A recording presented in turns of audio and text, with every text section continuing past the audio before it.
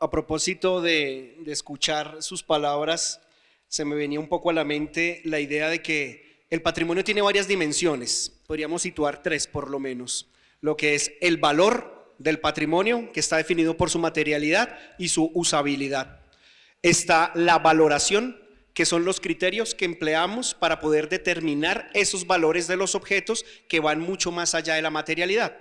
Y tercero, la puesta en valor. A propósito de la pregunta que hacía Pierre, ¿es posible resocializar este patrimonio en su retorno, teniendo en cuenta que cambia su función, cambia su lugar de enunciación? Y creo que son elementos muy importantes para continuar tejiendo esta reflexión. Les recuerdo a las personas que se unen hace poco, pues que nos encontramos en la 28ª Cátedra Ernesto Restrepo Tirado. En esta ocasión, el tema que estamos abordando es decolonizar, reinterpretar y reimaginar los museos. A propósito de estas reflexiones, vamos a tener ahora un panel que nos va a permitir abordar diversas reflexiones frente al tema de regresar y reinterpretar lo tomado, lo común y sus resignificaciones colectivas.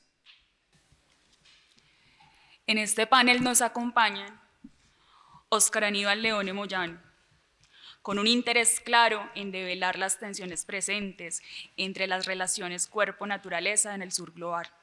Este artista inscribe su práctica en los territorios de la memoria, los derechos humanos, el medio ambiente y algunos problemas asociados al desarrollo que rodean el paisaje contemporáneo del Caribe colombiano. Juan Camilo Palacio es politólogo de la Universidad del Rosario y tiene una maestría en políticas públicas internacionales. Cuenta con más de 15 años de experiencia en cooperación internacional, diplomacia cultural y gestión del patrimonio. Entre 2016 y 2024, desde la Cancillería de Colombia, apoyó la implementación de tratados y proyectos de diplomacia pública, incluyendo la repatriación de bienes culturales. Qué pena con ustedes, los nervios. Actualmente asesora al Instituto Colombiano de Antropología e Historia en estrategias de cooperación internacional para la gestión del patrimonio arqueológico. Y también nos acompañan Catalina Ceballos. Ella es antropóloga con especialización en gestión de recursos internacionales, con más de 25 años de experiencia en medios y cultura. Fue subgerente de radio de RTBC, gerente de Canal 13 y directora de la maestría en gestión cultural de la Universidad de ANA. Y modera Natalia Angarita, líder de la curaduría de arqueología del Museo Nacional de Colombia. Es antropóloga de la Universidad de los Andes y cuenta con una maestría en geografía de la Universidad Nacional de Colombia. Bienvenidos y muchas gracias. Muchas gracias, Alexa, por la presentación y bueno, muchas gracias a todos los que nos acompañan en este espacio para esta conversa que va a estar muy chévere entre estos invitadísimos. Óscar, Catalina, Juan Camilo, muchas gracias por aceptar esta invitación y hacer parte de la cátedra. Yo creo que Pierre abrió un escenario bastante interesante para empezar la discusión. Él puso sobre la mesa casos, no solamente colombianos, sino de otros países. Y yo quisiera que desde sus lugares actuales y pues con su trayectoria particular pudiéramos como hablar de esas experiencias, esos debates, esas tensiones que existen, digamos, alrededor de los casos. Y quisiera empezar por preguntarles algo que conecto con lo que nos contaba Helio ayer y los colegas del panel de ayer, y es ese papel de las comunidades entendidas, digamos, en su amplitud, ¿no? Y es cómo garantizar esa participación entendida desde muchos niveles de las comunidades en los procesos de repatriación, restitución, retorno y todas las palabras que existen sobre los bienes culturales. No sé quién quiere arrancar. Bueno, primero que todo, gracias al equipo del Museo Nacional y reconocer la importancia de esta conversación que nos invitan desde lo académico, que sin duda si no se habla desde acá, pues no vamos a poder hacer muchas otras cosas más. como Estado, y Nati, gracias a ti por la moderación. Yo creo que a Colombia, a nosotros nos hace falta mucha estructura para que en efecto todo lo que queremos hacer, devolución, restituir, repatriar, rematriar, se dé. Y en ese sentido también me refiero a esa conformación y a esa representación explícita por parte de la sociedad civil.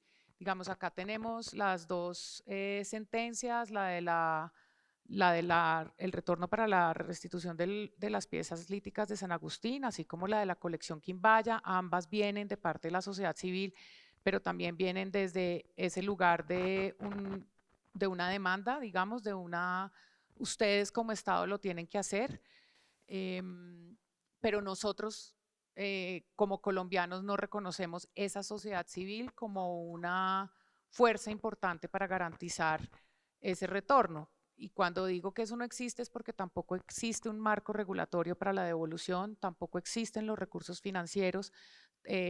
Entonces nosotros, si bien reconocemos cuáles son esos espacios que existen y que yo creo que son las tres, digamos, la médula espinal está dividida en esas tres: el marco regulatorio, los recursos financieros y el trabajo articulado, no necesariamente con las comunidades, sino entre las comunidades como sociedad civil, representantes de eso, y no solamente acá en Colombia, sino por ejemplo la diáspora colombiana, pues que tiene un rol importantísimo, particularmente, digamos, creo yo que en los ejemplos más importantes, que sin duda son San Agustín y la colección Quimbaya. Hemos tenido muchas restituciones que no han requerido de ninguna de las tres anteriores, porque son devoluciones voluntarias, porque han requerido de un diálogo diplomático muy pequeño, pero creo que carecemos de todas las anteriores, sin dejar de desconocer que las dos demandas que tenemos ante los tribunales pues son en efecto representativas de esa sociedad civil. Sin embargo, Colombia per se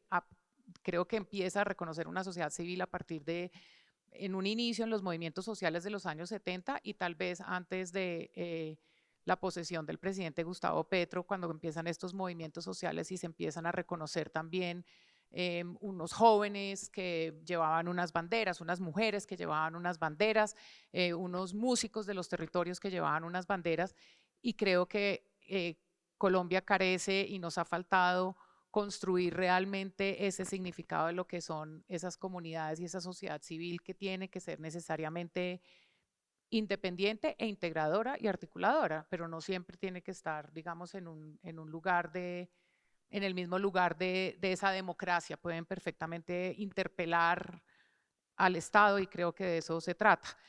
Pero ojalá fuera aparte de la demanda y de la demanda que ya existe, sino en otras instancias. Digamos, la veeduría de San Agustín tiene una personería jurídica que es reconocida como tal. En el caso de la colección Quimbaya, pues estamos en la Academia de Historia y está Juan Felipe, que hoy en día es secretario de Cultura, entonces ahí también hay como una leve disonancia. Pero creo que mi respuesta es eso, creo que hay que fortalecer esos tres ejes de trabajo para que realmente Colombia, y no puede ser solo la sociedad civil, tiene que ser el marco regulatorio y las finanzas tienen que estar garantizadas para esa restitución en igual manera que la sociedad civil. Gracias. Bueno, buenas tardes. Yo también quiero empezar por agradecer al museo su invitación. Y yo creo que un poco lo que hemos escuchado en los paneles de ayer y en la ponencia de más temprano de Pierre, abre una pregunta muy importante, y es: ¿dónde ponemos el énfasis? ¿En la materialidad de los objetos o en los saberes, digamos, que representan y que son los que los generaron, los que los llegan a generar? Y dependiendo de donde esté ese enfoque, se tiene en mayor o menor cuenta la garantía un poco de esa participación de las comunidades en la custodia, interpretación y resignificación de los bienes. Digamos, si se entiende que lo importante es la materialidad del objeto, las comunidades pasan a un segundo plano. Pero lo que hemos oído ayer y hoy, y un poco creo que a lo que nos invita la charla en torno a reimaginar y reinterpretar, reimaginarnos los museos, es a reimaginarnos también la relación con con esas materialidades y con esos saberes asociados a las materialidades. Yo ayer, anoche, hablaba con Gerson y hablábamos sobre, que viene de Cali, del sitio de memoria, del sitio... nos quedaba difícil un poco tratar de definir qué era, pero pues Gerson está vinculado al proceso de Puerto Rellena, en Cali, y lo que quieren que se convierta ese sitio. Y esas nuevas formas de museo, llamémoslo, nuevas formas de sitios de memoria, pues están muy vinculadas a esta, ¿no?, a esta discusión entre la materialidad o el conocimiento asociado a esas materialidades. Yo creo que ahí es donde la participación de las comunidades para la reinterpretación de los bienes pues entra a jugar un rol importante.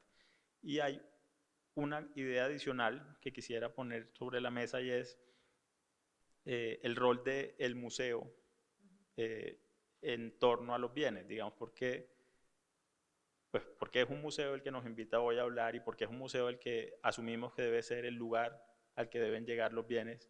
Un poco que se entiende que los museos son casas de los bienes, ¿no? Son casas de esos objetos, o son tradicionalmente entendidos como el lugar al que deben llegar esos objetos. Pero pues en este país creo que vamos, no sé si adelante en esa carrera, pero por lo menos no vamos tan atrás en entender que los objetos repatriados de pronto no necesariamente deben pertenecer a la colección de un museo, sino al uso pues, que le dan las comunidades en la sierra o las comunidades en el macizo. Buenas. Bueno, yo también me uno al agradecimiento por la invitación a participar en este panel,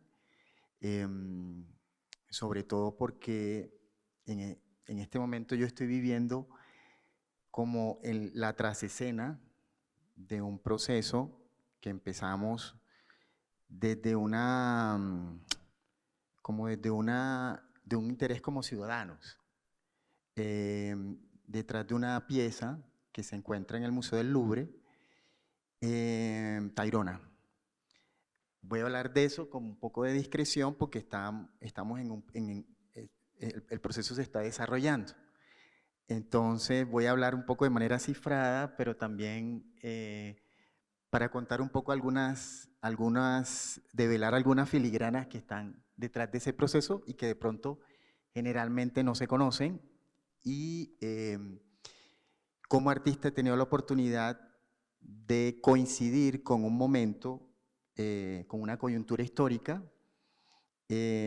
y detrás de en una relación con un territorio del cual vengo. Yo vivo en Santa Marta y ese territorio de la Sierra Nevada de Santa Marta, que está habitado por, bueno, muchos lo saben, de pronto otros no, por 4 pueblos originarios, y esos pueblos originarios se consideran herederos de un patrimonio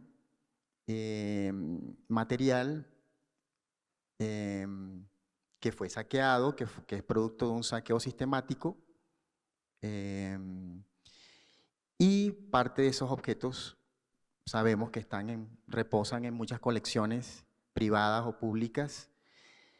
Y bueno, en particular esta pieza es una pieza que podemos decir que unos amigos y yo descubrimos, que estaba allí en el Museo del Louvre, en un ala que se llama el Pabellón de las Sesiones. Este espacio fue creado durante el gobierno de Jacques Chirac, fue abierto en el año 2000 y está compuesto por 120 piezas de pueblos de todo el planeta. No, son piezas, es la única pieza en oro que hay, tumbada, que es una aleación entre oro y cobre. Y bueno, comenzamos como a rastrear un poco cómo llegó la pieza allí. Y en esas coincidencias yo he empezado a trabajar yo soy artista, pero también trabajo con parques nacionales, y se me encomendó el trabajo de visionar un proyecto casi museal dentro del parque, y yo introduje la pregunta, bueno, ¿qué va a pasar con unos objetos que pertenecieron al parque? Porque en el Parque Tayrona, entre los años 80, los 90, hasta el año 2000, hubo un museo que contenía piezas que fueron producto de excavaciones de Reigel Dolmatov, y ahí yo introduje la pregunta, y esos objetos salieron del parque a través del ICANN. Los objetos son tomados en tenencia por la Universidad del Magdalena, porque estaban en proceso de deterioro. Ese museo estaba cerrado ya por temas de conservación. Y da la casualidad que, bueno, que yo pregunto, bueno, ¿qué va a pasar con estos objetos en este nuevo proyecto que vamos a hacer? ¿Se van a pedir? Y ahí comienzan a desenvolverse una serie de preguntas que coinciden con este otro objeto. Y en esas preguntas nosotros introdujimos al pueblo Kogi la pieza, comenzamos a contarles un poco de dónde estaba ese objeto, cómo llegó allí, en lo que habíamos investigado dentro de los archivos. Y en el proceso surgió la necesidad y un consenso de que, y ahí viene la pregunta, que cómo garantizar la participación de las comunidades, surgió la decisión de que cualquier posibilidad de solicitud, en este caso, que se está pensando no necesariamente en el retorno ni en la repatriación, sino también en abrir la posibilidad de que estos objetos también pueden volverse canales de relaciones, de que estimulen las relaciones de cooperación entre los países, que visibilicen los territorios. En este caso la Sierra Nevada, que es un lugar lleno de tensiones, donde sigue creciendo la necesidad de que la frontera agraria avance, de que la minería también actúe. Entonces, también pensar en la posibilidad de que estos objetos ocupan un lugar en unos espacios que son visibles internacionalmente, también abre la posibilidad de que ahí son visibles las comunidades y también son visibles los territorios, y también pueden servir como pretexto para salvaguardar esos territorios también. Entonces, bajo todas esas premisas, se decidió que la solicitud que se hiciera al museo, que son dos museos, el Museo Quai Branly y el Museo del Louvre, porque la pieza pertenece al Museo Quai Branly, la hicieran directamente los pueblos, y que con plena autonomía de su gobernanza y con plena autonomía de su pasado cultural, de su presencia en el territorio, fueran ellos y no el gobierno colombiano el que hiciera esa solicitud. Entonces, bueno, yo creo que ahí va. Muchas gracias a los tres. Hay varias cosas que quiero conectar porque creo que ustedes han dado unas perspectivas bien diversas de cómo puede ser esa participación. Y en esto último que menciona Oscar, me da mucha curiosidad porque con las máscaras Kogi es un caso muy similar, y es que los pueblos se comunicaron directamente en una primera instancia, pero el Museo Etnológico dice: necesitamos involucrar a la institucionalidad colombiana para poder generar ese retorno, restitución, repatriación de manera efectiva. Entonces, bueno, ya nos contarás si puedes develar más de la historia o no, pero me da mucha curiosidad porque, claro, ella es algo que también mencionó Pierre en su presentación, y es que a veces, o no sé si siempre o normalmente o regularmente, esos países del norte global le prestan más atención, por decirlo de una manera rajatabla, cuando son comunidades pertenecientes a pueblos originarios, a grupos de la sociedad civil. Y es como la exotización al final, o qué es lo que está también detrás de eso. Pero para no irme yo por las ramas, porque me emocioné con lo que estás contando, Esos desafíos que existen tanto en el marco desde la institucionalidad, como desde lo financiero, como desde el actuar propio de los pueblos o de la sociedad civil, ¿cómo pueden, más bien, cuáles creen ustedes que son, primero?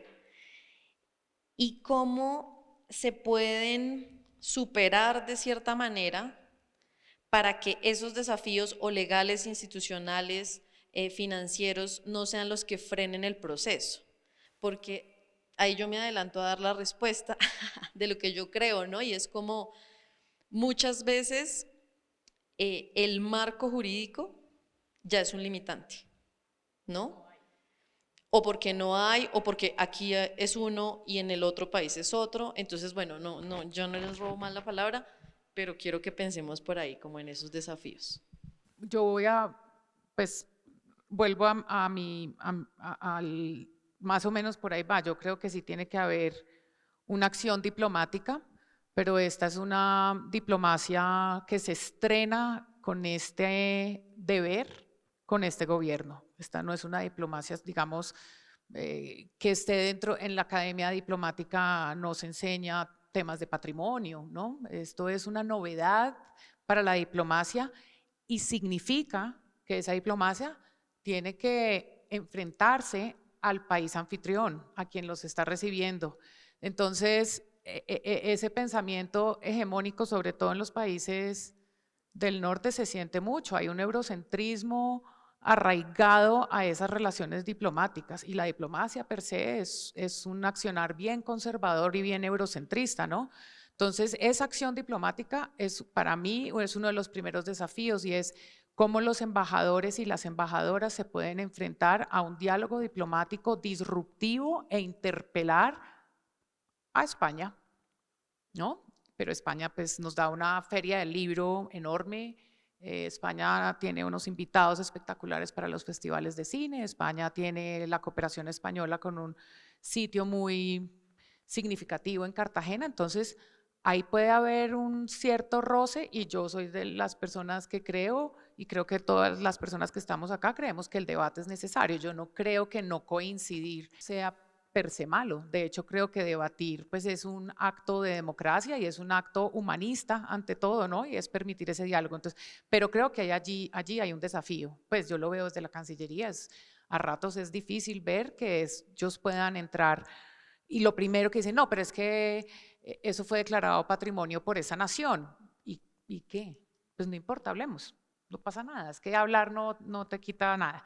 De otro lado, creo que sí tenemos que tener una argumentación jurídica que nosotros no tenemos. Tenemos un artículo en la Constitución, afortunadamente, pero debo decirlo, llevamos 1 año y medio, incluso con disonancias dentro de nosotros trabajando en la creación de un comité interinstitucional que garantice el no tráfico ilícito, la restitución, la repatriación, la colaboración, la devolución de bienes culturales, patrimoniales, paleontológicos y geológicos, pero incluso entre nosotros como instituciones ha sido difícil llegar a un consenso, porque nunca antes habíamos tenido la discusión tampoco, nunca antes se había planteado, ay, trabajemos de manera articulada en esto.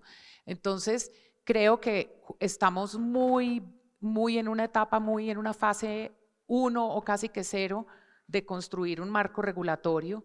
La creación de ese comité seguramente lo va a permitir y la creación de ese comité va a exigir de alguna manera u otra que los funcionarios que queden en ese comité hablen y negocien con Hacienda unos recursos que deberán estar dispuestos para estas restituciones, repatriaciones, para la construcción de infraestructuras, para la custodia en las condiciones que se debe, para la apropiación social, es decir, aquí tiene que haber una inversión del Estado sí o sí. Y tercero, creo que sí es importante una participación de la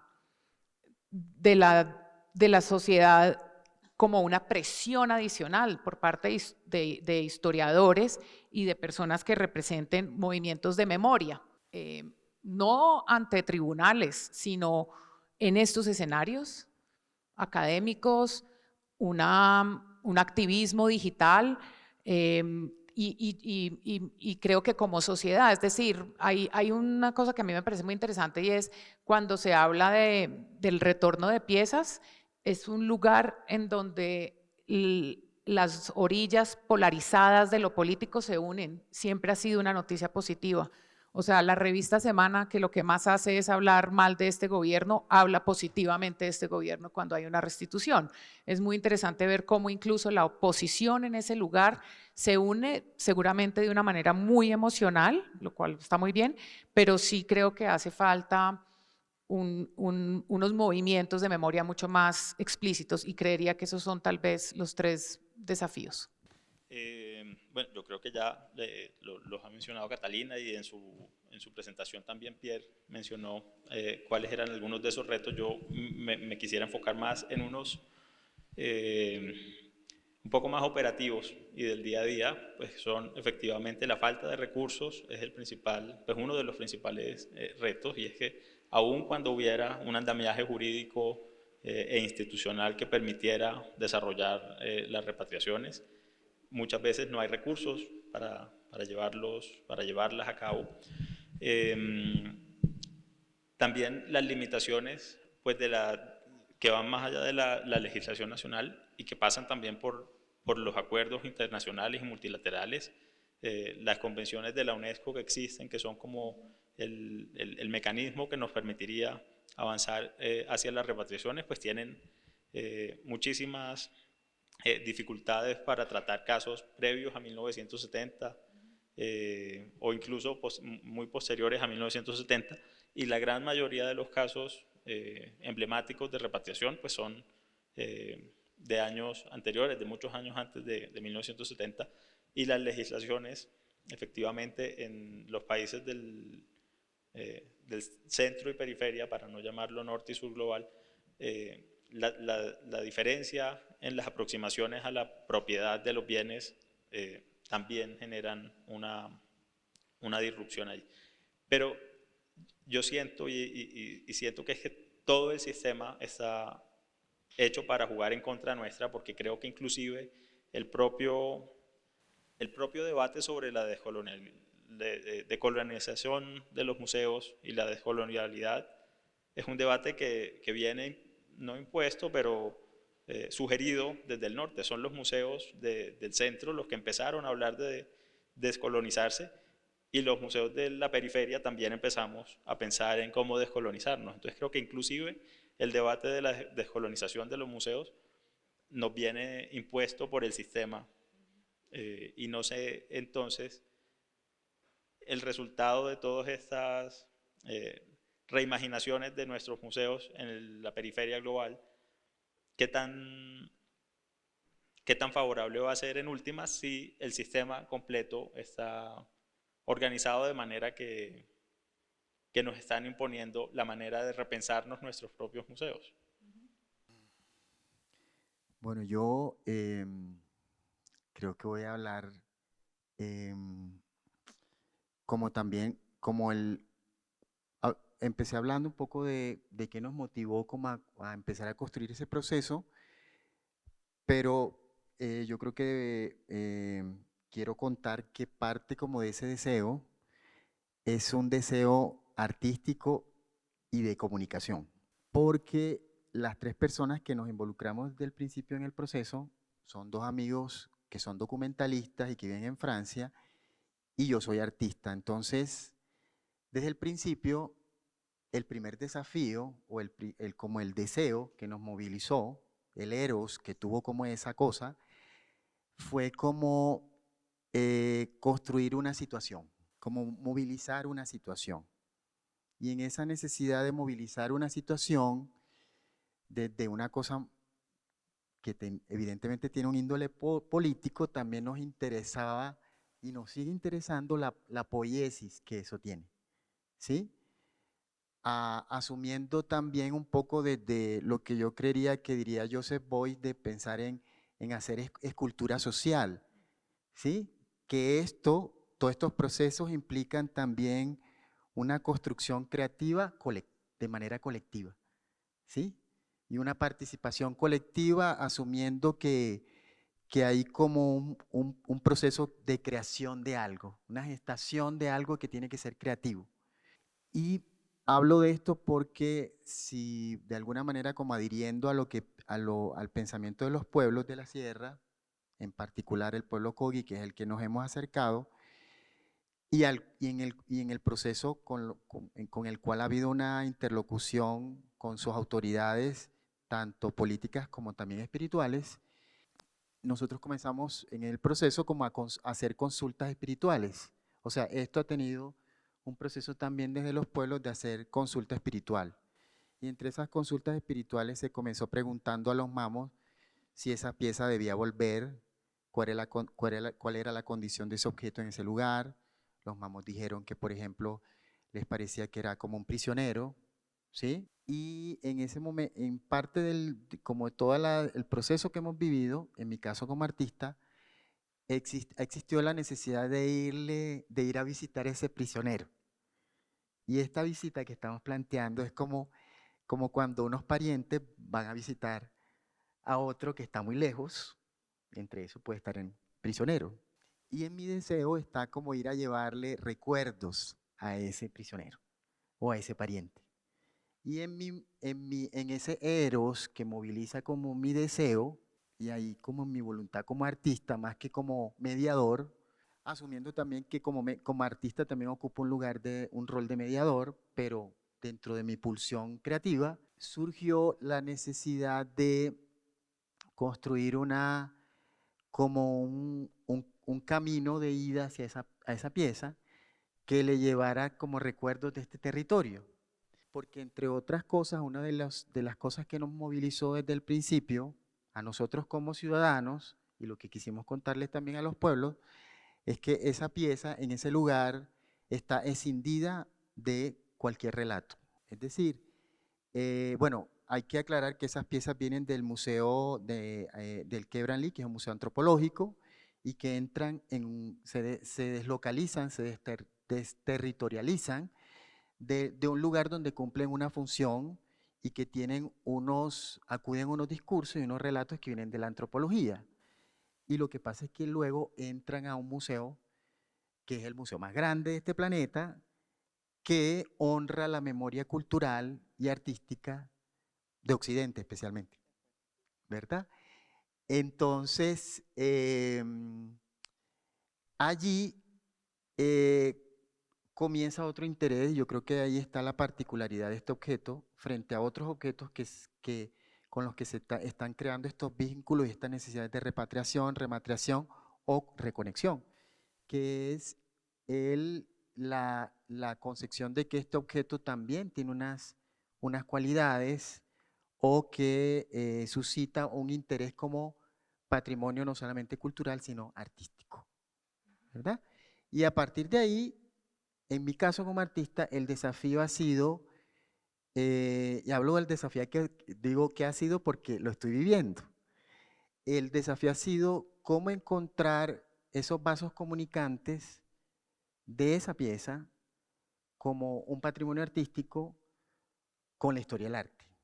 Y el año pasado me fue un viaje para hacer como una micro residencia de 11 días en el Museo del Louvre para internarme más en la colección, en la vasta colección que tiene el museo, que podría demorar mucho más tiempo. Ese es un tiempo muy pequeño para entrar a una colección tan vasta, pero desde allí, en mi caso que soy performer y hago video performance, he comenzado como a conectar con algunas piezas de la colección, algunas de pintura italiana, de pintura de los Países Bajos, pero también con la colección de Egipto, de Asiria, y cómo intentar entender frente a esta idea de pensar la colonialidad, cómo esos procesos coloniales han atravesado la historia del mundo, ¿verdad? Y cómo, por ejemplo, esa historia, por ejemplo, de los vencidos que nos acompaña, acompaña a muchos pueblos en este planeta. Entonces, el desafío es seguir encontrando o encontrar esos vasos comunicantes para intentar contar otros posibles relatos y en particular ese objeto está viviendo también un proceso muy interesante porque desde el año anterior, desde octubre del año pasado, el pabellón de las sesiones fue cerrado por una decisión del Museo del Louvre en una intención de desafiar de alguna manera esas asimetrías de los museos tradicionales, porque la idea es que se va a reconfigurar el guión y se va a conectar estos objetos con el resto de la colección. Porque hasta el año anterior los objetos eran 120 piezas que estaban en una sala, estaban como en un bolsillito del museo, creo que se entraba por la Puerta de los Leones, y eso era como un rinconcito allí, ¿sí? Entonces, en este momento hay una coyuntura muy interesante y yo creo que la reflexión que se está suscitando es más que pensar en toda esa idea de repatriaciones y todo, es en qué lugar va a quedar el relato y cómo vamos estratégicamente a introducir nuestro relato, y un relato que tenga esa potencialidad también para construir interlocuciones.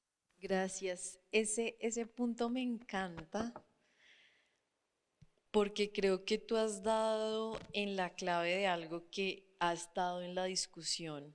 Lo mencionaste en tu primera intervención y ahora con esto de reconexión. Me gusta mucho esa idea, porque desde los museos, y aquí ya traigo como al último tema, digamos, porque hay que darle espacio también a las personas para que les pregunten lo que quieran, y es ese papel de los museos en los casos de repatriación, retorno, lo que sea, o pensarse sus propias colecciones, cómo están configuradas, cómo fueron concebidas, cómo están expuestas hoy a la luz, este caso de esa sala en particular y esos 120 objetos que nos mencionas, porque parte de las conversaciones en casos específicos que están en museos en Europa en particular ha sido, bueno, es que esas piezas de ese patrimonio colombiano son embajadores de los países acá.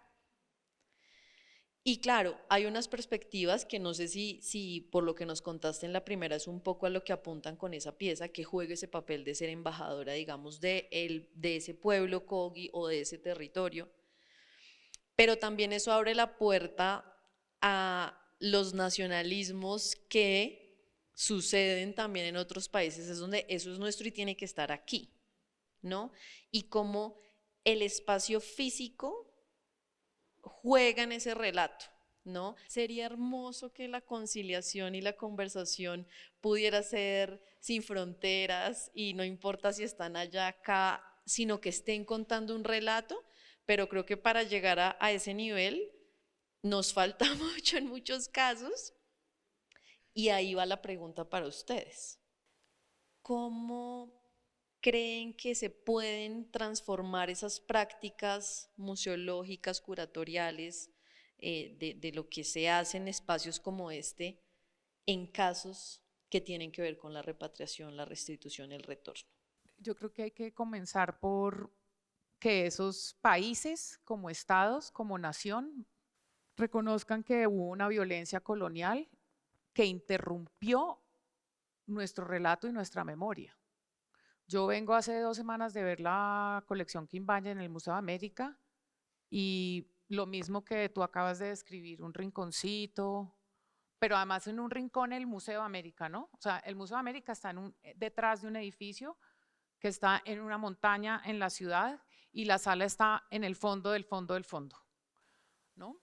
Y el relato de cada pieza no habla de esa violencia colonial que interrumpió el relato de nuestra memoria. Y de hecho la descripción de las piezas carece de todo el rigor de esa historia. Entonces si bien siempre nos preguntamos y cómo hacemos, e insisto en que la conversación tiene que mantenerse y mantenerse y mantenerse y mantenerse, creería que una de las primeras cosas, y es algo que esperamos se pueda hacer, y es cuenten ustedes también de esa violencia en las cuales ustedes fueron el protagonista o el antagonista, mejor, ¿no? Y creo que eso sería un comienzo para esas museografías tan eurocentristas. A mí me llama la atención y me animo, pero también me desanimo, y es que algunos, ahorita creo que todas las personas que estamos acá seguro tenemos presente todo lo que ha sucedido con la inauguración del Gran Museo de Egipto, pero me llama mucho la atención cómo gracias a esa apertura pues justamente se ha puesto este debate sobre la mesa de nuevo, pero en particular me llamó la atención que Egipto iba ahora, no sé si ustedes saben, pero el nuevo director general de la UNESCO es un egipcio, y todos los países del sur global estábamos contando con que él fuera el elegido para precisamente poder poner la conversación en otro lugar. Y dicen, o lo que han dicho las noticias en estos días, es que Egipto va a pedir la colaboración de la UNESCO para la devolución de muchas piezas que aún están en muchos museos de esos imperios. La UNESCO es un lugar bastante neutro. Todos sabemos que el multilateralismo está en una crisis enorme. El genocidio en Palestina pues, es el perfecto testigo de ese multilateralismo tan neutro, ¿no? Y que no tiene esa fuerza y ese poder. Pero me llama la atención justo con la entrada del director general egipcio, que se plantee la posibilidad de que la UNESCO active otros mecanismos de conversación en donde en efecto se pueda hablar de esa violencia. La UNESCO ha sido muy explícita con lo del tráfico ilícito, pero ha sido muy neutra y muy silenciosa ante esa violencia, que yo creo que es la que no quieren narrar, es la que no quieren aceptar, es la que no quieren aceptar, ¿no? Lo único que hacen es cambiar el nombre del 12 de octubre, pero siguen celebrándolo. Entonces es una contradicción enorme. Y yo creo que tal vez eso sería para mí lo más importante, y es aceptar, y ahí es donde yo propongo, y es lo que he tratado de proponer desde la Cancillería, tengamos la conversación incómoda. Eso fue lo que le dije hace 2 semanas al director. Incomodémonos, no pasa nada. Después me voy a despedir de beso, chao, que estés bien. No pasa nada, pero tenemos que estar en capacidad de tener una conversación incómoda del sur global con ese norte eurocéntrico. Bueno, ¿cuál debe ser el rol de los museos? Lo primero es, yo creo, un poco sincerar nuestras expectativas sobre qué es un museo y qué queremos que sea un museo.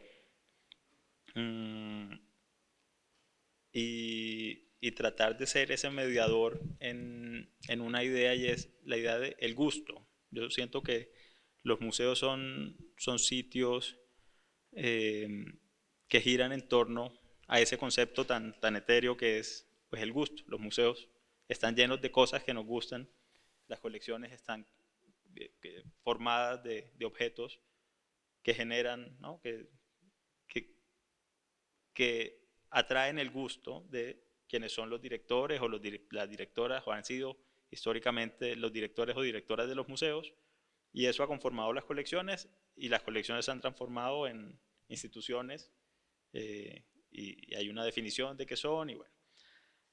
Pero un poco esa entrada de las comunidades y el uso, ¿no? El concepto distinto al del gusto, el concepto del uso, de la utilidad, o como nos decía, no recuerdo el nombre, pero nos contaban sobre el valor, la valoración y la puesta en valor de los objetos que conforman una colección. Digamos, esa idea distinta a la de que esos son los valores que deben tenerse en cuenta para la conformación de los museos, y no el de el gusto estético de quienes son los directivos de los museos. Yo siento que también hay que sincerar las expectativas frente a la descolonización. Digamos, la descolonización de los museos es que en los museos europeos hablen de Abya Yala y no de América, y pues esa es la descolonización que el ministro Urtasun en España está impulsando para los museos españoles. O descolonización es la devolución de una parte, como decía Pierre, o la descolonización es la devolución de todo, ¿no? El desarmar y desmontar el Museo del Louvre o todos los grandes museos universalistas. un poco sincerar cuáles son las expectativas frente a esa descolonización y al discurso de descolonización. Y eso me lleva un poco a conectar con la inauguración del Museo Egipcio. Entonces yo, cuando vi la ceremonia, en cambio sentí un museo muy alejado de ese discurso de la descolonización. Sentí un museo muy occidental, un museo de la civilización ptolomeica, un poco vinculando a Egipto con el Mediterráneo, y sí, ¿no? un museo, ¿no? La gran maravilla de los museos modernos es un museo no universalista, pero de una civilización que intenta vincular ese estado egipcio a través de su historia, pero a través de su historia como un país del Mediterráneo y de Occidente, más que de... No es un museo árabe, no es un museo... Sí, no, eso siento que hace falta sincerar las expectativas del sector frente a la descolonización de los museos. Yo creo que lo que creo que no se puede perder de vista es que esa perspectiva de la descolonización y que tiene como pretexto, en este caso, la posibilidad de la posibilidad de ratificar la presencia de un pueblo, de una comunidad con un pasado, con una que pertenece a una historia nacional, que reivindicar unos derechos culturales de unas comunidades. Yo creo que lo que no hay que perder de vista es que esto nos está planteando en qué lugar está vivo el discurso y la estructura colonial. O sea, yo creo que eso es lo que deberíamos como prestar atención todo el tiempo, que no son simplemente esos objetos, es que el pensamiento colonial está vivo. Y está vivo dentro de los museos, afuera y dentro. Entonces yo creo que un primer papel, o una primera necesidad desde los museos es pensarse hasta dónde la colonialidad sigue viva dentro de la institución del museo. Y hasta dónde se quiere desjerarquizar el discurso museal y el relato del museo para ir hacia otro lugar. Yo creo que ahí hay un desafío, volviendo a la palabra que usaste en la pregunta pasada, gigantesco. Como lo dijo alguien, creo que en una pregunta que hizo hace un momento después de la intervención de Pierre, que, bueno, que el desafío no es solamente con esos museos eurocentristas de afuera, porque estos también, los que tenemos acá, en parte también siguen siendo eurocentristas. Y bueno, yo creo que dentro de esos desafíos, dentro de un reclamo que debería hacerse desde la sociedad, es que esos museos hagan visibles sus archivos, o los museos hagan visibles sus archivos, y hagan visible también para la ciudadanía cómo llegaron esos objetos allí, de dónde vienen.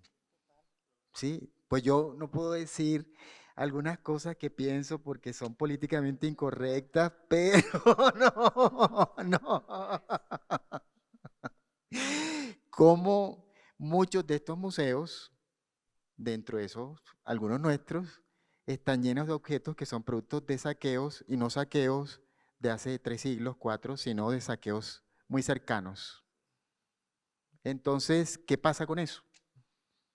¿Y cómo se le da la vuelta a eso? ¿Cómo se hacen preguntas profundas alrededor de eso? ¿Cómo se construyen discusiones alrededor de eso? ¿Y cómo también se traen a las comunidades para hacer parte de ese debate? ¿Sí? Y yo creo que, por último, yo creo que también hablando de las comunidades, yo creo que una cosa que creo que hay que, como una conciencia que tienen que tener los museos, es que muchos de esos objetos no cobran solamente una importancia política y cultural como desde lo superficial para las comunidades, sino que algunos de estos objetos, muchos de estos objetos cumplen una función en esos territorios. Una función, por ejemplo, en la Sierra Nevada, muchos de esos objetos cumplen una función para el equilibrio ambiental, político, cultural, y eso no es un discurso, eso no es una demagogia, eso es una realidad para esos pueblos, para esas comunidades. No están en el lugar de lo que en, la historia del arte se habla de la representación. Esos objetos no representan, para ellos no representan, existen, están presentes, son. Entonces yo creo que los museos deben ir ir hacia ese lugar, ir a entender, a comprender ese lugar. Yo quiero añadir una cosa a propósito de lo que dice Óscar de nuestra propia responsabilidad y nuestro mea culpa. Y, por ejemplo, yo creo que periodistas, directores de museos, ciudadanía debe aceptar, por ejemplo, que el regalo que hizo el presidente Holguín fue un gesto colonial. Fue un gesto colonial, no importa, es que me lo regalaron en un gesto colonial y debemos ser muy explícitos en eso. Y ese mea culpa nos podría llevar entonces a decir, y usted al aceptarlo, también lo fue. Era eso porque me gustó mucho lo que dice Óscar sobre, no, y yo tampoco, pues yo menos que lo puedo decir, pero sí creo, a mí sí que no me corresponde, pero sí creo que nosotros mismos seguimos cayendo en ese, ay, pero no, ningún pero, aceptemos que ese fue un gesto colonial y sería porque hay mucho periodismo alrededor de la colección Quimbaya y que la carta y que llegó y que se lo subió y que fue un gesto colonial y si arrancamos desde ahí también nosotros empezamos en la descolonialidad propia de nuestro discurso, era eso. Gracias. No, ese es un excelente punto porque creo que es el reto que finalmente tenemos los museos, los trabajadores de museos. Y desde este le hemos dado muchas vueltas a cómo el Museo Nacional de Colombia se puede descolonizar. Y aquí que está Ochi Curiel, que ha liderado muchas de esas conversaciones, es como medio imposible, ¿no? Si seguimos llamándonos museo, es que desde el nombre ya es complejo y yo no me quiero extender tampoco acá en la conversación porque quiero darle paso a las preguntas del público. Estamos bien de tiempo, ¿cierto, Juan? Pero dale. Sí, no, yo solo para reforzar ese punto sobre nuestra autocrítica, pues les voy a leer aquí en mis apuntes unos apellidos y ya les digo quiénes son. Son Caro, Núñez, Marroquín, Cuervo, Suárez, Pombo, Quijano, Restrepo, Mendel, Gómez Dávila, Urdaneta y Arango. Son las principales colecciones que integran el acervo de este museo. Este museo fue conformado por pues, esos apellidos que no son tan comunes a todos, digamos, tan conocidos de nuestra colonial historia. Entonces, ¿cómo le da uno la vuelta a eso? Digamos, ¿cómo descolonizas un museo conformado por las colecciones de las 5 familias patricias de este país? Gracias, Juan. Cuando lo resolvamos, les contamos. Bueno, yo creo que podemos darle espacio a que los compañeros y compañeras del público, allá veo que Caro está alzando la mano. Primero agradecerles por la conversación, por las reflexiones, los aportes. Ha sido muy enriquecedor escucharlos. Más que preguntas, solo tenía, pues, mientras avanzaba la conversación y sobre todo con la última pregunta, pues me vino una reflexión que quería compartirles y es justamente relacionada con el papel de los museos en estos procesos, ¿no? de repatriación y de restitución sobre todo. Y yo creo que una gran estrategia que puede aportar, si bien no es la solución definitiva, es pues pensar también qué tipo de relación tienen los museos con las comunidades. En la medida en que los museos estén en un ejercicio de escucha, de relación, de que el museo sea, la comunidad se sienta parte del museo, Y pues esos procesos toman un sentido mucho más amplio porque incluso conozco de casos que, por ejemplo, la comunidad siente que el museo es suyo y entonces esos objetos están bien allí porque el museo hace parte pues de todos y todas.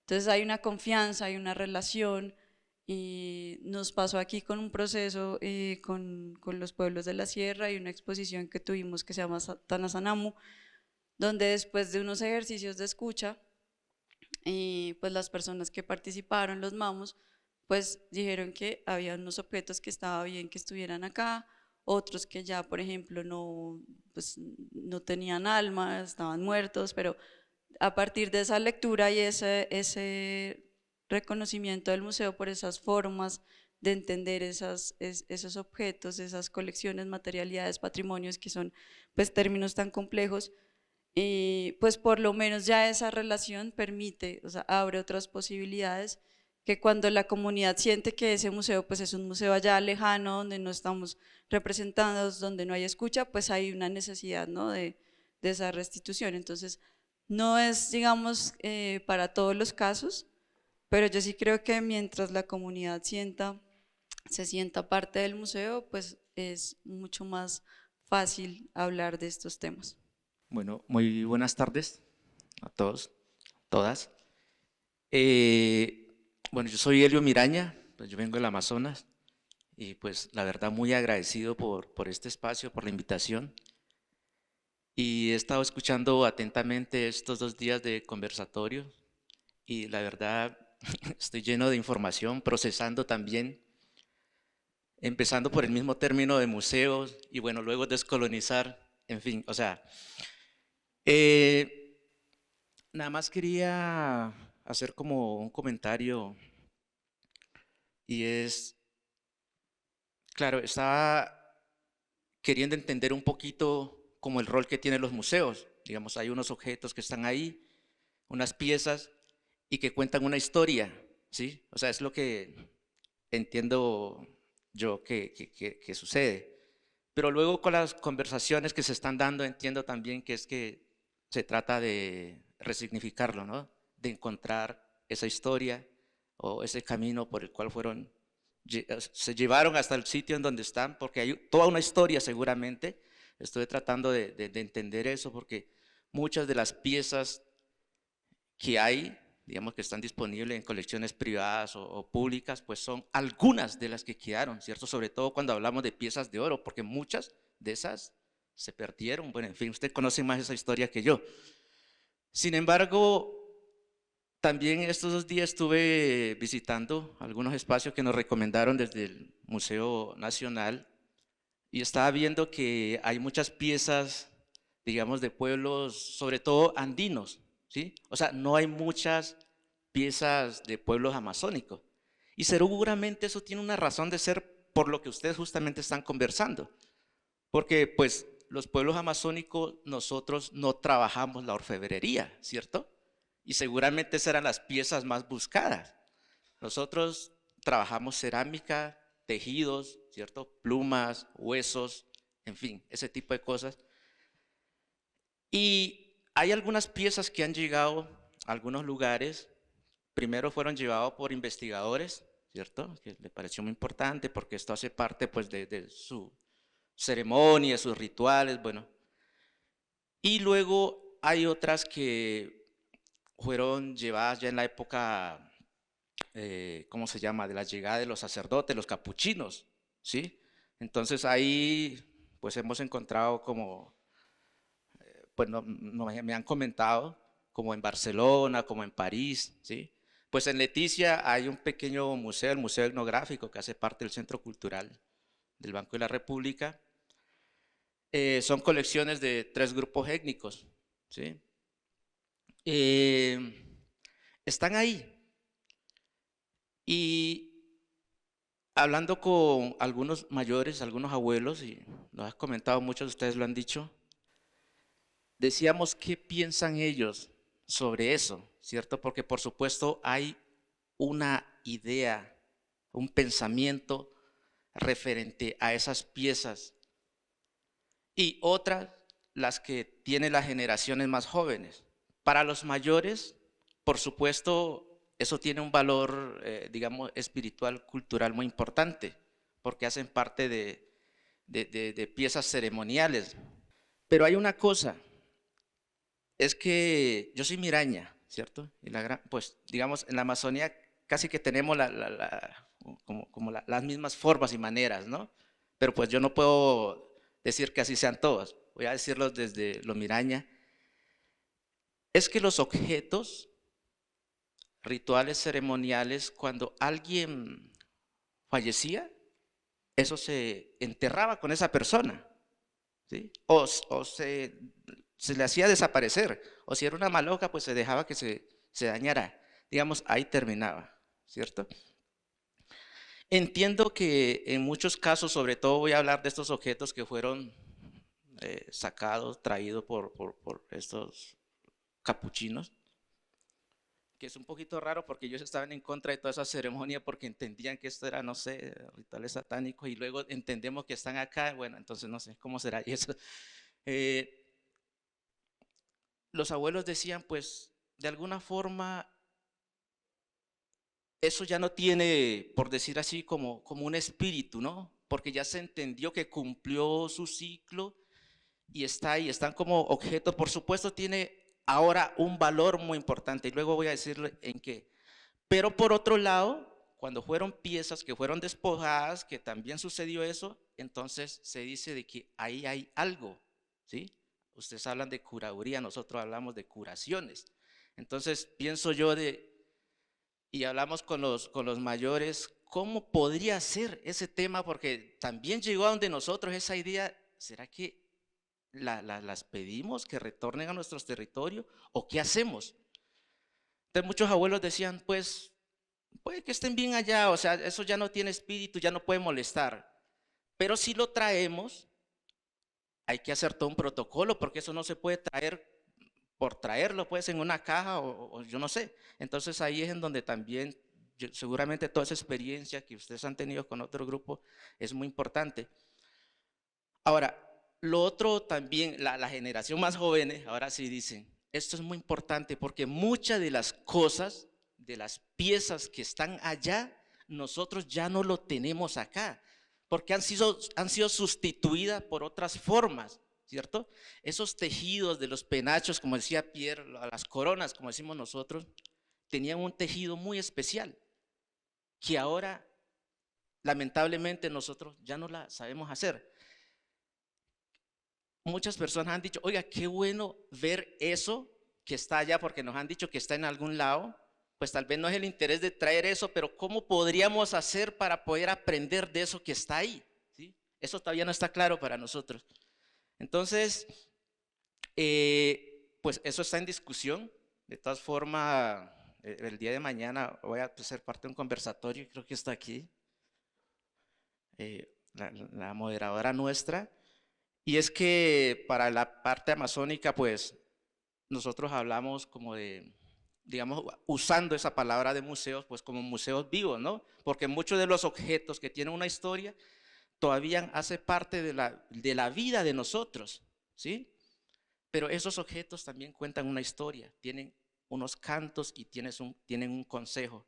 Entonces, digamos, es otra forma también de entender, y yo creo que actualmente, bueno, entiendo que en otro lado, digamos, la parte andina, esa situación fue muy, muy fuerte, ¿no? Tal vez para la parte de la Amazonía, por supuesto tuvo sus cosas, sus situaciones, pero tal vez no las sentimos nosotros de esa forma. Sin embargo, sabemos que hay piezas que están en otro lado. Y bueno, vamos a ver cómo avanzan las cosas, pero también es muy triste que puedan llegar al territorio y que luego puedan perderse, porque por supuesto, cuando llega al territorio, ¿qué es lo que va a hacer la gente? Pues enterrarlo como siempre se hacía. Pero, o sea, yo sé que para la historia, para el futuro, para nuestros nietos, como decimos, pues ya, o sea, no podemos hacer eso, nos toca pensarlo de otra forma. Bueno, qué pena que le haya quitado un poquito el tiempo, pero quería como comentar eso. Muchas gracias. Hola, buenas tardes. Bueno, yo quería hacerles una pregunta un poco específica. Pensando un poco en el tema de repatriación de bienes arqueológicos, de patrimonio, a mí, pues claro, toda esta conversación ha estado en torno a los museos y si bien hacer ese tipo de logística con otro museo extranjero es complicado, yo quería preguntarles específicamente si ustedes desde su área de trabajo conocen o tienen protocolos o leyes que se estén trabajando, no sé, sobre la repatriación específicamente de piezas patrimoniales que salen en subastas internacionales, porque siento que ese es un tema bastante complejo y, por ejemplo, claro, pues ver una pieza arqueológica colombiana en el Louvre es una cosa, a verla en una casa de subastas como Sotheby's, Christie's, que son colecciones privadas, particulares, que el único tercero que uno puede como conectarse es la misma casa de subastas. Entonces, pues yo quería preguntarle si cómo ven ese tema o si conocen algo particular de eso. Bueno, buenas tardes. Primero agradecer que estén en esta conversación. Me quedé pensando en lo que decía Juan Camilo, de que el proceso de descolonización en los museos se está dando en Europa. Y para descentrar un poco a Europa, yo creo que eso se está dando por la presión que países colonizados han tenido.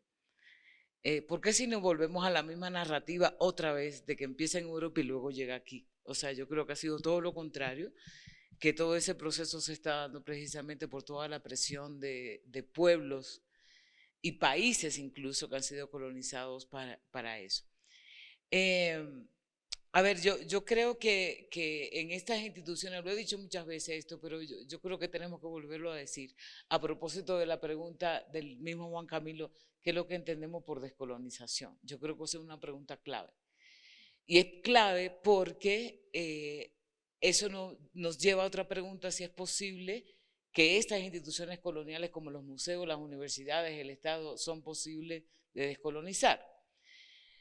Como yo no me hago mucha expectativa sobre eso, yo prefiero hablar de prácticas descolonizadoras. Yo sí creo que se pueden hacer disputas en estas instituciones y yo creo que eso es lo que estamos haciendo mucha gente que estamos aquí.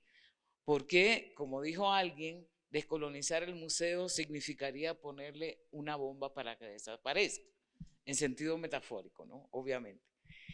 Eso por un lado. Lo otro es que yo creo que esta cuestión de devolver no tiene sentido si no se explica, y creo que lo dijo Oscar y Catalina, si no se explica la historia colonial que llevó al saqueo. Porque si no, estamos cayendo en comodines históricos, ¿no? Y eso nos lleva a develar o que las sociedades a nivel general hagan expresiones de reparación histórica, ¿no? Yo sí creo que la única manera de pensar, devolver, reinterpretar, etcétera, es contando la historia que pasó, ¿no? Y yo quiero rescatar eso porque creo que es lo fundamental. Y la otra cosa que creo es que al mismo tiempo que estamos haciendo esa disputa en los museos, prácticas decoloniales, tenemos que hacer otras alternativas de la memoria. Es decir, yo que trabajo en la universidad siempre digo, en algún momento la universidad tiene que desaparecer como aquel lugar que ocupa en la colonialidad del saber, es decir, la legitimidad que tiene, casi la única legitimidad que tiene la universidad, y en la medida de que estemos haciendo otras prácticas descolonizadoras, disputa, etcétera, yo creo que se va a devaluar. Y los museos tienen que tender a eso, devaluarlo, digamos, como esos lugares que casi son exclusivos de memoria, que conservan cuestiones del pasado, que conservan objetos robados, saqueados, etcétera, y eso obviamente no se va a hacer de la noche a la mañana, pero en esa medida yo sí creo que tenemos, y para mí esa sí es la descolonización, en la medida que se van creando otras alternativas de memoria y de prácticas, digamos, de conversación. Listo. Entonces, sobre tu pregunta, las casas de subasta, efectivamente, pues no, la directora bien conoce. Las subastas virtuales son hoy en día uno de los principales problemas en torno al tráfico ilícito de bienes culturales. Las subastas son generalmente anunciadas 1 o 2 días antes de que ocurran. Da muy poco tiempo para que los países o las personas interesadas actúen y generalmente ocurren en lugares donde las legislaciones locales son muy protectoras de la buena fe en la tenencia. Entonces hace muy difícil utilizar elementos bien de la legislación propia de ese país o de las convenciones como las de la UNESCO para intentar detenerlas o, digamos, tratar de hacer algo en contra de. Desde Colombia, en Colombia sí existe un protocolo entre las instituciones que tienen que ver pues, con estos asuntos, la Cancillería, el Ministerio de las Culturas, el Instituto Colombiano de Antropología e Historia, para, en la medida de lo posible, cuando se sabe de una subasta virtual que está por ocurrir en la que hay bienes potencialmente del patrimonio colombiano, tener la manera de actuar muy rápidamente, que nuestras embajadas hagan las representaciones ante esas casas de subasta para detener la subasta y tratar de evitar que se perfeccione ese negocio. Casi nunca funciona, pero las veces que funciona, funciona sorprendentemente bien. Hubo una subasta de bienes del patrimonio colonial, bienes coloniales de interés cultural en España. La embajada envió una nota a la casa de subastas y la casa de subastas dijo, listo, no las vendo, ¿a dónde te las dejo? La devolvieron inmediatamente a la embajada. Pero pasa una de 100 veces, las otras 99 veces la casa de subastas nunca responde. O se ponen bravos. Y los bienes se venden y no te dicen quién lo compró como para intentar hacer seguimiento a la pieza. Entonces es muy difícil. Pero bueno, existe en sí la ruta, digamos, si hay una ruta en el Estado colombiano para tratar de prevenirlo. Y existe también otra ruta y es hackear el sistema. Colombia hace parte ahora de del comité subsidiario de la Convención del 70 de la UNESCO. Y en ese marco, digamos, en el marco de la UNESCO hay una cosa que se llama el Código de Ética para Mercantes de Arte, y es un poco un set de buenas prácticas que deberían tener quienes están en el negocio del arte, y ahí también doy un paso atrás y es pensar en los objetos de patrimonio como objetos de arte. Digamos que ese es el tema de las casas de subasta. Las casas de subasta no los ven como sujetos, como nos decía ayer Helio, o como los ven las comunidades indígenas, ni como bienes del patrimonio o bienes de interés cultural, sino como unos objetos inmersos en el mercado del arte. Entrando a hackear el sistema, pues existe un set que se llama el Código de Ética de Mercantes de Arte, que está por ser refrendado en la Conferencia General de UNESCO en estos días. Y en ese rol que tiene ahora Colombia como parte del comité subsidiario, pues una de las cosas que quiere hacer el Estado colombiano es reforzar la implementación en ese país y en los países andinos, pues de ese código de ética, que es no vinculante, que es voluntario para las casas de subasta, pero un poco pues juega a ese juego de que ya que ellos dicen que lo que venden tiene la proveniencia plenamente comprobada, que es lícito, pues que efectivamente el código de ética lo que dice es, para comprobar que eso es así, pues hay que hacer muchas, digamos, pone un montón de pasos para que quienes quieran transar ese tipo de bienes la tengan un poco más difícil. Entonces, eso es un poco las rutas que existen, pero de nuevo, el sistema está arreglado para que no funcione tan bien para los países que somos fuente de los bienes del patrimonio como Colombia, y más bien está para que le favorezca a los países donde están los mercados. Un poco lo que hay que hacer, y también creo que es un trabajo que hace el gobierno de Colombia a través de la Cancillería, es buscar incidir en esos imaginarios, digamos, tratar de cambiar esa mentalidad que ve el patrimonio de nuestro país como un bien monetizable y transable en el mercado. En Colombia los bienes del patrimonio arqueológico por lo menos son Son inalienables, imprescriptibles, sí, e inembargables. Se nos acabó el tiempo, no, esta charla estuvo muy buena.